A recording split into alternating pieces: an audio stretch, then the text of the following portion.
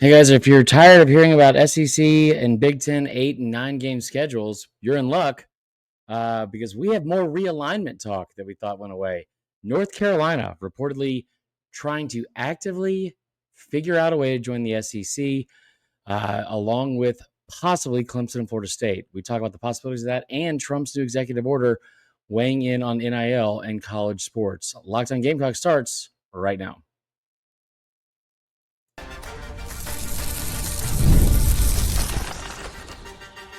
You are Locked On Gamecocks, your daily podcast on the South Carolina Gamecocks, part of the Locked On Podcast Network, your team every day. What's up, guys? Welcome into Locked On Gamecocks. I'm your host, Chris Marler, joined with the whole fam because we are moving. And yeah, you want to show? Here's the ring, guys. There you go. We have the entire fam in the living room because we're still packing, about to move tomorrow. Wish us luck. If anybody wanted to help, would have been lovely. Anyway, we got a great episode for you today. I appreciate you guys listening and tuning in. Thank you to everyone making Locked On Gamecocks your first listen each and every day.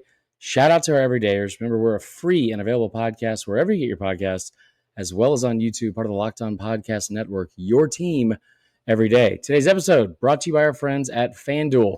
And if you have not already signed up, I'm going to tell you again, now is a great time to do so because right now, new users can win $150 in bonus bets if they place a $5 bet and that first $5 bet wins. So go to FanDuel.com or download the app today and get started. All right. So yesterday, I'm going to take you through like exactly how this all played out in my life. Okay. So working throughout the day, also proposing that night, and panic, pacing, all that kind of stuff. But getting all work done, trying to take my mind off everything. Around 4:00, finish up, start preparing for the night. Around 4:01, multiple stories break, and not the stupid crap we've seen from media days and schedule arguments and all that kind of stuff, but UNC and their On3 site inside Carolina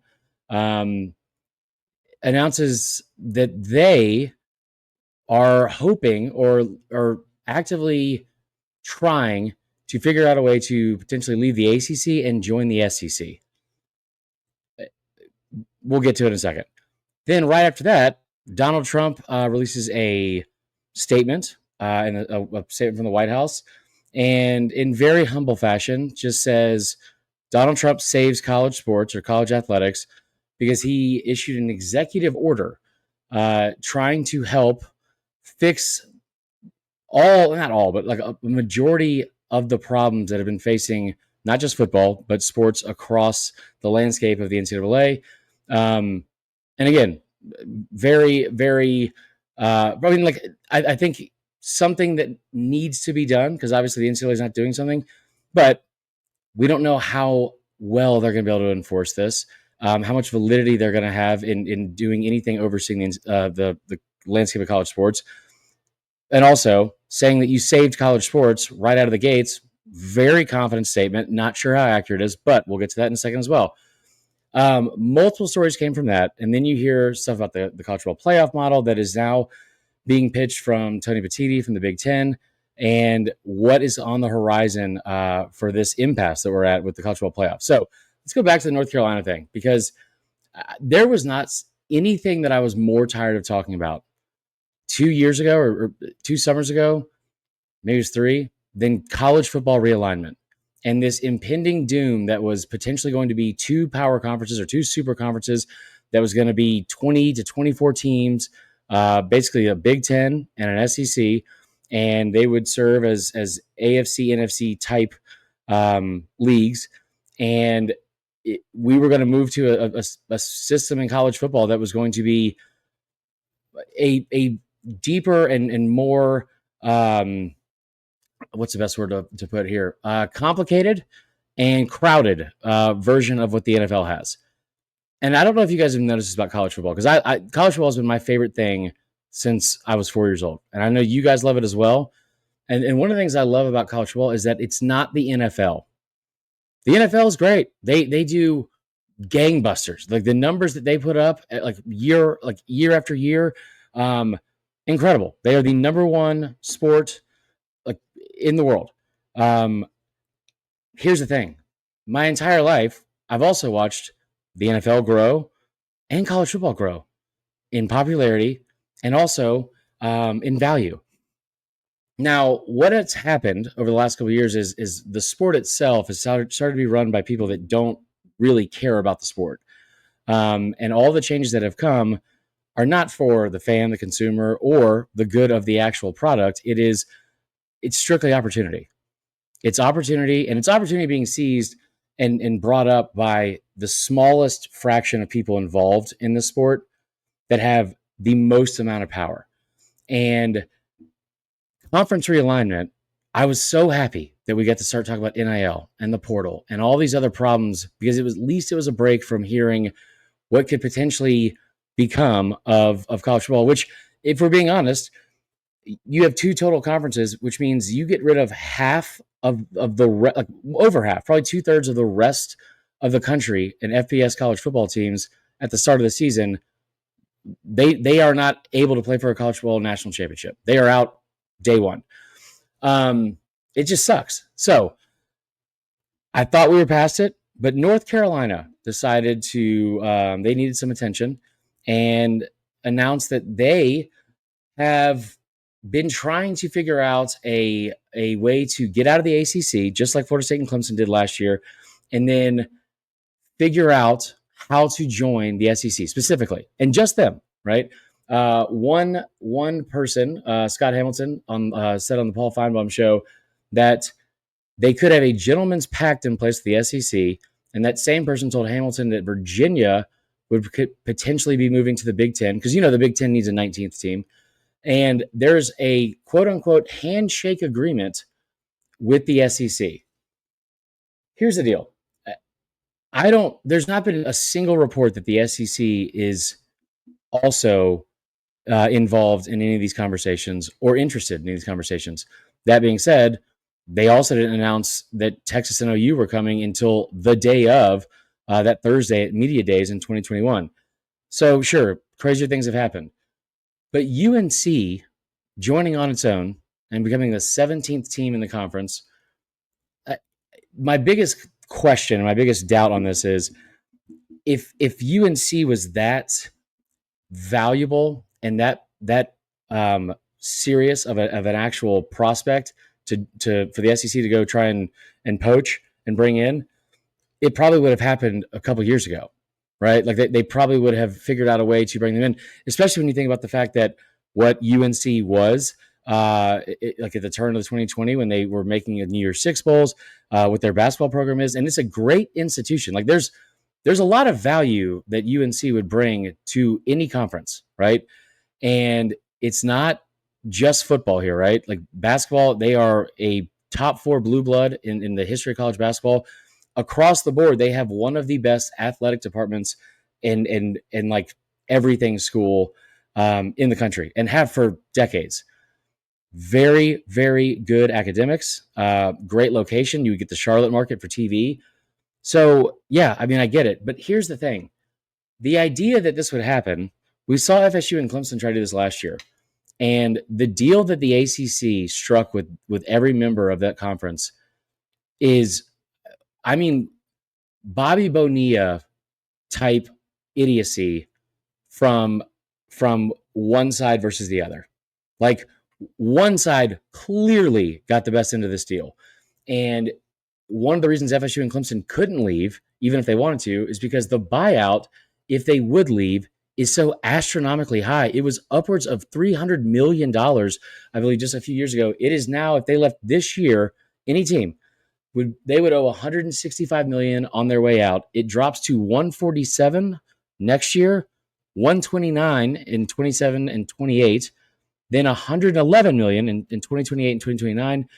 And then after that, it drops to $93 million in 2029 and 2030. And finally, if they ever decide to leave in the window of time from 2030 to 2036, which is the deal they struck last year in an agreement, it's only $75 million. It's only a Jimbo Fisher's worth buyout to leave the ACC. 5 years from now, I'm not sure if we're even going to be having this conversation. It might already be done. I don't know. But this weird, like, not grasping at straws, but this weird attempt to put yourself in the spotlight. Um, it doesn't feel like there's a lot of validity to it. That's me. That's purely me speculating.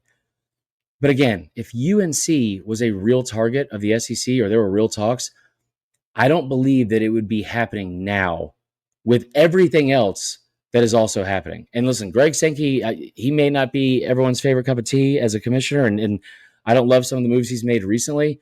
But one thing we've always seen from Greg Sankey is he is going to vet every single decision and weigh his options and take as much time as he needs to gather all the appropriate information needed to make a decision. You saw it in 2020 with COVID. They waited and waited and waited to make sure, like, the Big Ten and Pac-12 wanted to cancel the whole season. Waited, figured out a plan, went with it, and was instrumental in having a college football season. So I don't think this is going to happen at all. I don't know why UNC would be actively pushing to be in the SEC, but I also am one of these college football traditionalists where I wish that the Pac-12 was still around. Well, guys, what if we just had all the teams in the Atlantic Coast Conference? What if they were all on the Atlantic Coast? What if Stanford and Cal were not in it? Maybe they were in the Pacific 10 or the Pac-12 or anything like that.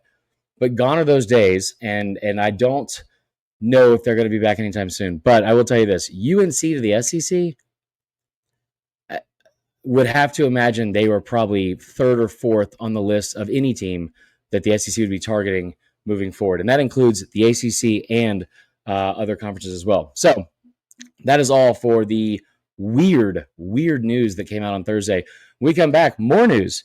And Donald Trump signing an executive order to help fix some of the problems in college sports. We talk about what it means and how effective can it really be? Because people close to multiple programs have given it verbal support, but in all actuality, it's very, very difficult to see how this would ever be implemented moving forward. Anyway, we will get to that as soon as we come back from break.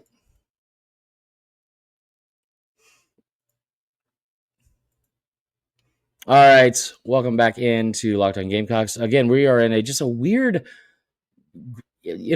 several stories that came out all at once that would affect the conference and affect what do you call it? South Carolina, obviously, as well.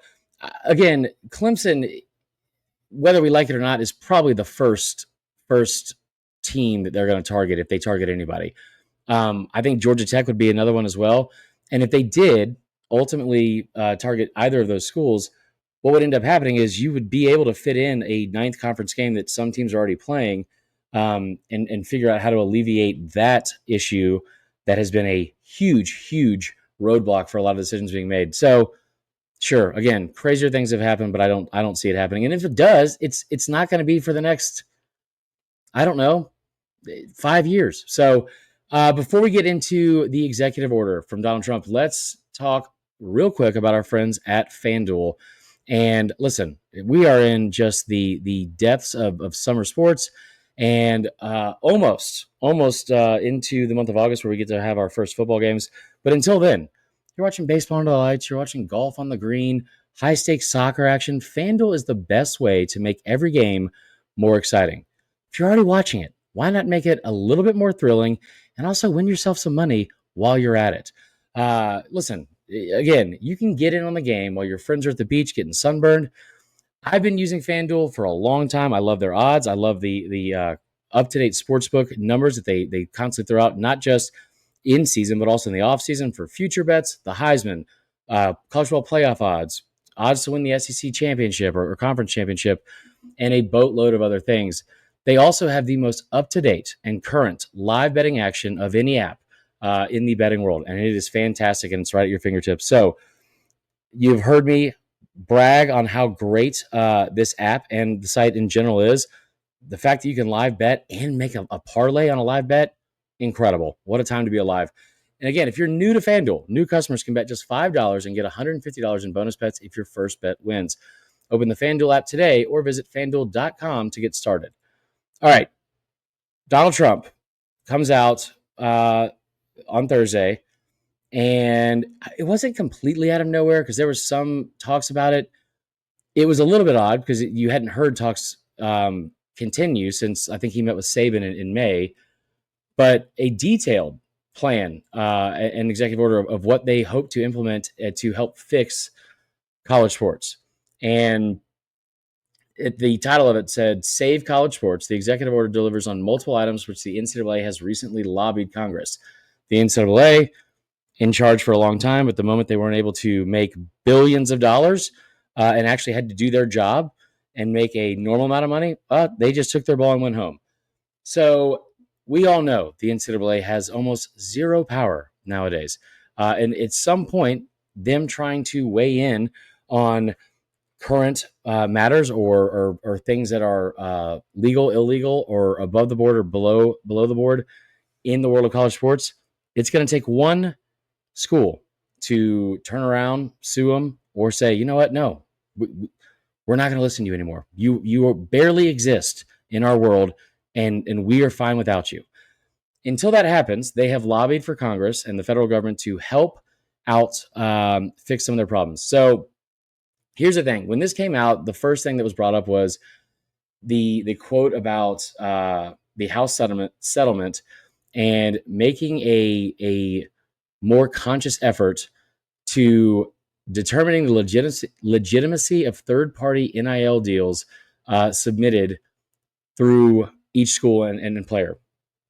So the main headline out of this was what they're trying to do is figure out how to have any sort of enforcement on third-party pay-for-play payments from colleges to players. And what they would like to do is outlaw that and figure out a way to use NIL for what it was originally intended for, like maybe 3 minutes when it originally went live.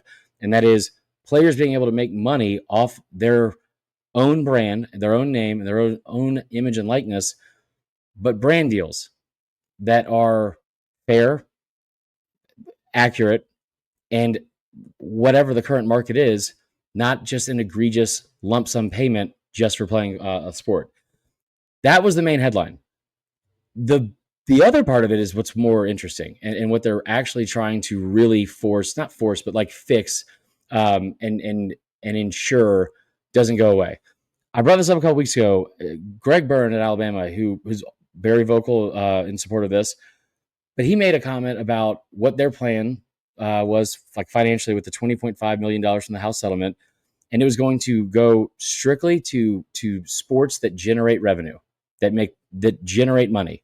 Don't lose money, generate money, which was only like 5 or 6 sports.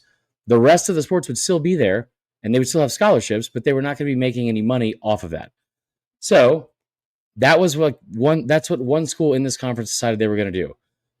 The issue with that is if you are able to allow these schools to take the money, and we've already seen how aggressively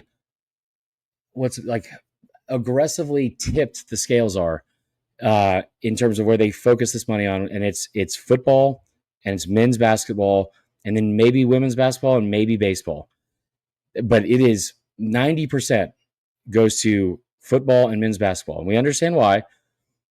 The concern there is if you continue to give so much of that money, other sports are going to fall by the wayside. And you've already seen it at some schools, like cutting down traditional sports that aren't revenue making.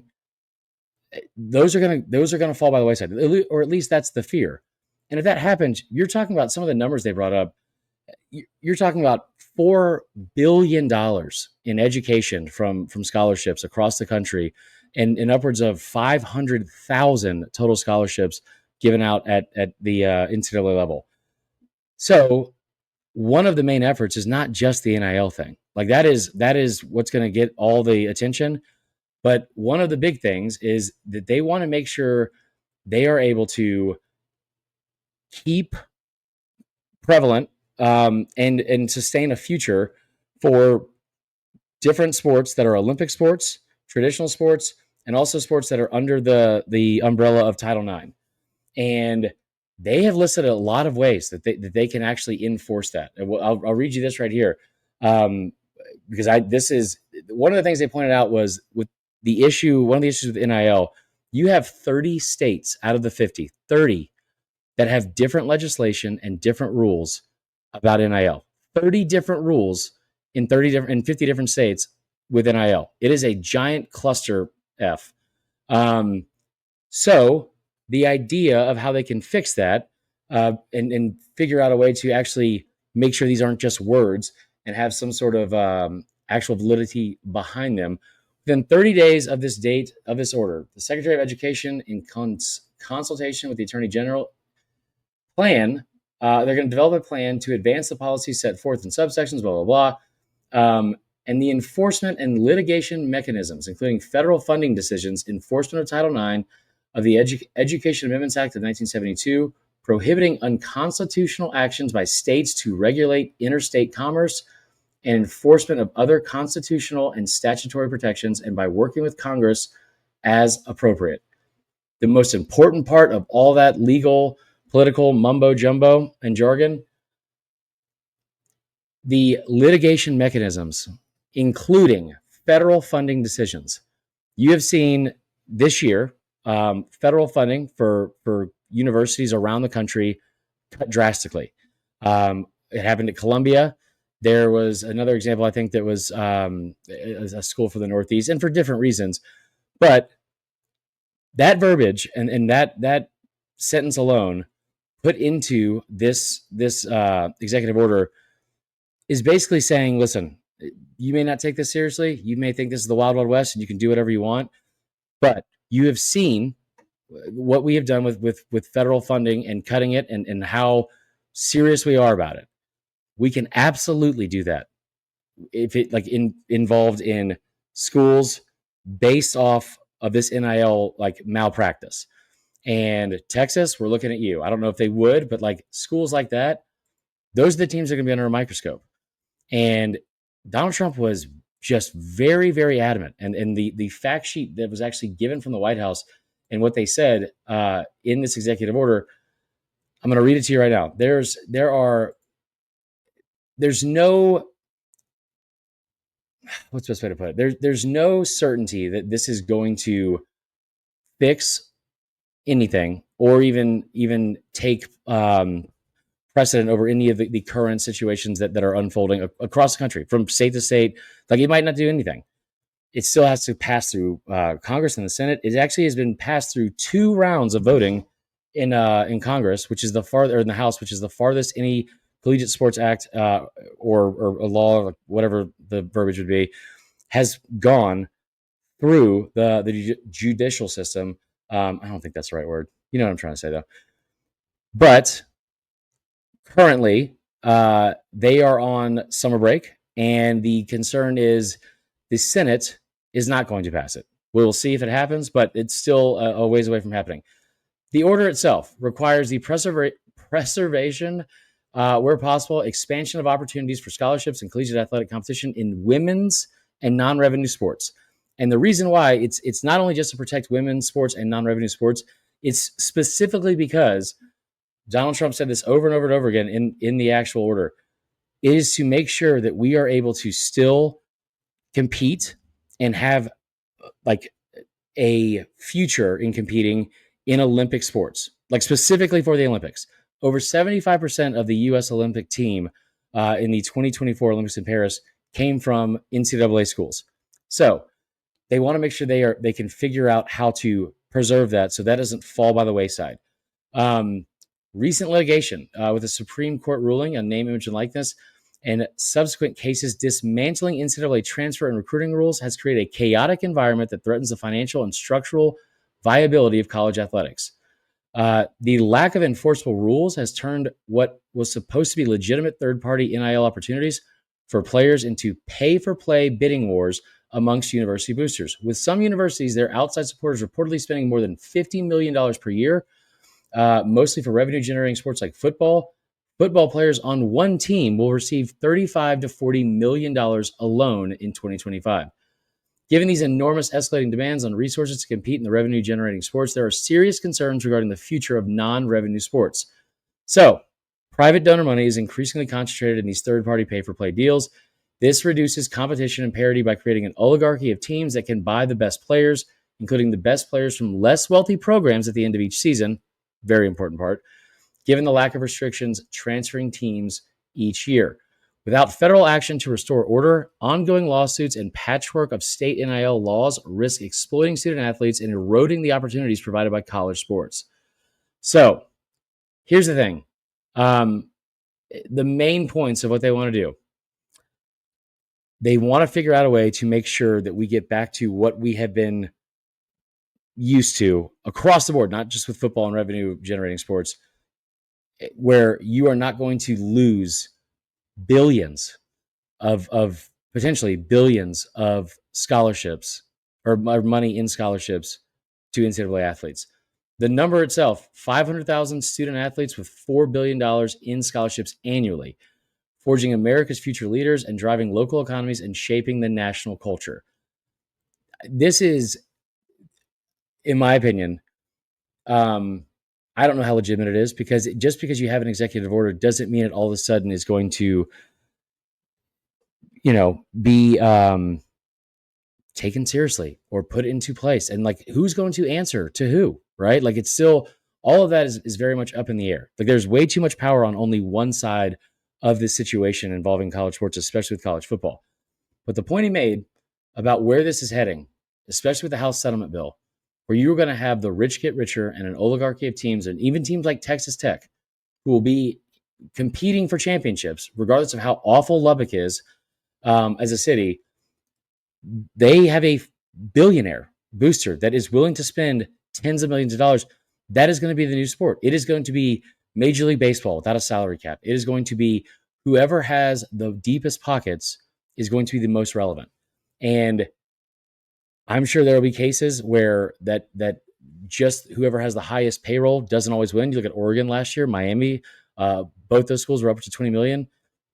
One of them didn't make the playoff. One of them was bounced in the first round. But the team that did win also spent around 20 million.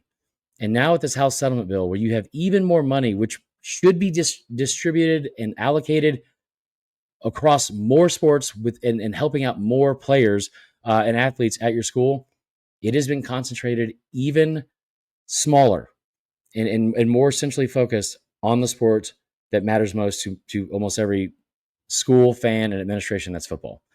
All right, that is all for today's show. We're going to go pack and have a good night, and that's it. So I will tell you this: both of those news stories, as weird as it was to see that pop up when I got home late last night, I think the main takeaway here is it might just be nothing. Like, it probably is going to be nothing.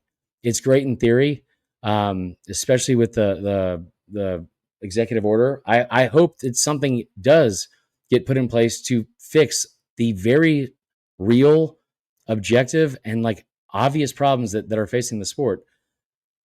But anytime politicians get involved, or the federal government, that doesn't really scream out efficient, helpful, and fair help being or coming along the way. So that is all for today's show. We will be back tomorrow in a new location, and we'll see y'all then. Until then, go Cox.